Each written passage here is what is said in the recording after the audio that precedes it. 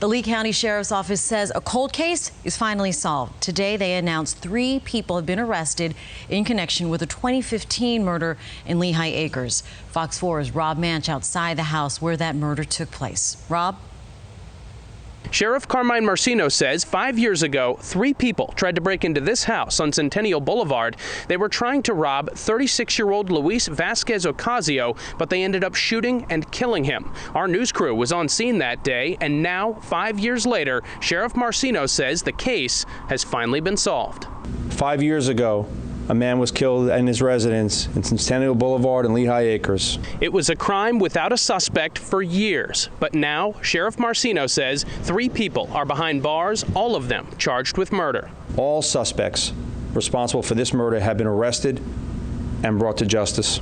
Marceno said 2 of the suspects, Tiffany Sager and Dexter Thomas, were arrested back in May. And on Thursday, deputies brought in the final suspect, Antonio Cruz, on charges of 3rd-degree murder and 1st-degree burglary while armed. Just because a case has gone cold, you can't give up hope. These cases can get solved, and a lot of times they do get solved, as we saw today. TRISH ROUTTE is the coordinator for Crime Stoppers. She says, in a case like this, tips can trickle in over time and eventually give detectives what they need to solve the case. We try to remind people, especially on the anniversaries or the birthdays of these cold cases, that, hey, these cases are still unsolved. The person that took this person's life is still out there, and it's never too late to do the right thing. Marceno says he hopes this is a message moving forward to anyone thinking of carrying out a violent crime in Lee County.